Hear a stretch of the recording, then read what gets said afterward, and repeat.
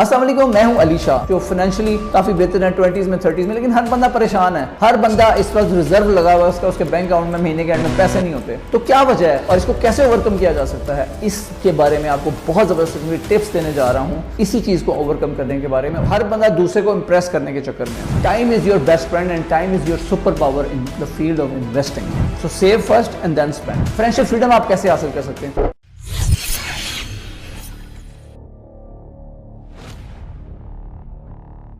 कल ही मैं अपने एक दोस्तों को मशवरा दे रहा था जो 30s में है, अर्ली 30s में है, कि प्लीज स्टार्ट इन्वेस्टिंग।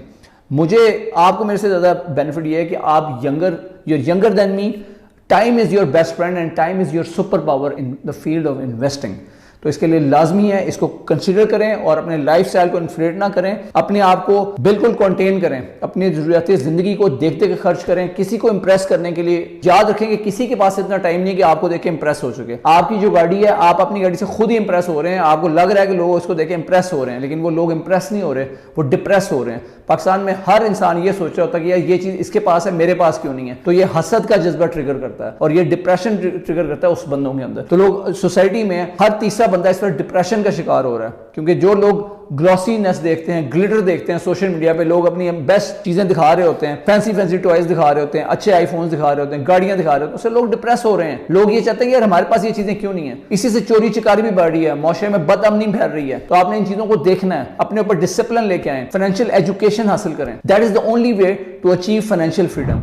कि अगर फर्ज करें आप 70-80 हज़ार भी कमाते हैं, तो बेसिकली आपने अपने तक एक डिसिप्लिन लेके आना है। वो डिसिप्लिन क्या है? सबसे पहले आपने एक इमरजेंसी फंड क्रिएट करना है। कोशिश करें कि विद इन 6 मंथ्स या 1 साल में इतनी सेविंग्स कर लें कि 6 महीने की अगर आपको सैलरी नहीं मिलती, आपको फायर कर दिया जाता है, तो आप 6 महीने एटलीस्ट गुजारा कर सकें उस इमरजेंसी फंड में। अगर फर्ज करें आपकी ज़रूरियात ज़िंदगी इतनी है कि मैं अब दोबारा माइंड में रखेंगे, पहले ऐसे बंदे के लिए बात कर रहा हूँ जो 20s में है। तो सबसे पहली बात यह है कि आपने इतना इमरजेंसी फंड जोड़ना है जो आपको 6 महीने की सस्टेनेबिलिटी दे सके। 6 महीने के दाने आपके पास होने चाहिए। और फर्ज करें कि आपकी 50,000 मिनिमम एक खर्चा है महीने का, तो आपको 50,000 मल्टीप्लाई बाय 6, तो 3 लाख आपने सेव करने हैं।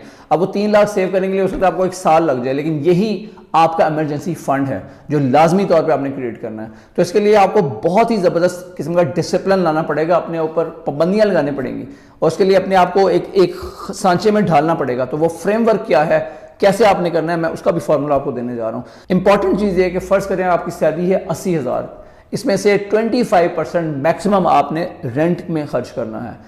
अपार्टमेंट लेना है या किसी के साथ शेयरिंग में रहना है, या आप घर पे रहते हैं तो और भी अच्छी बात है, आपको वो रेंटल वाला सेव हो जाएगा।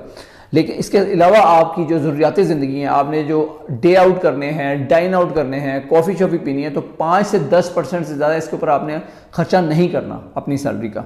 इसके अलावा आपने जो सेविंग्स है वो 30% करनी है। 25 to 30% आपने लाजमी सेव करना है।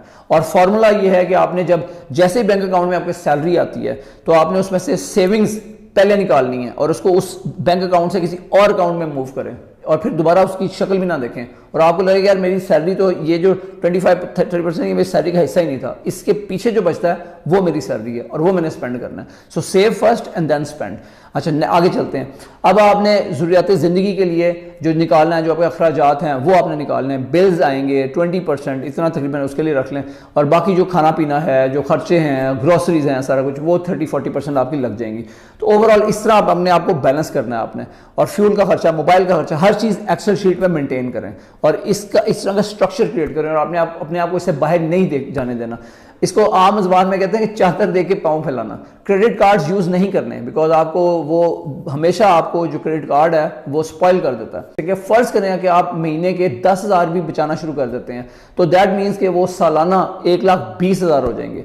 आप फिर भी कह सकते हैं यार 10,000 से क्या होता है, तो मैं आपको बता रहा हूँ कि 10,000 कन्वर्ट हो जाएंगे 1,20,000 में पर एनम।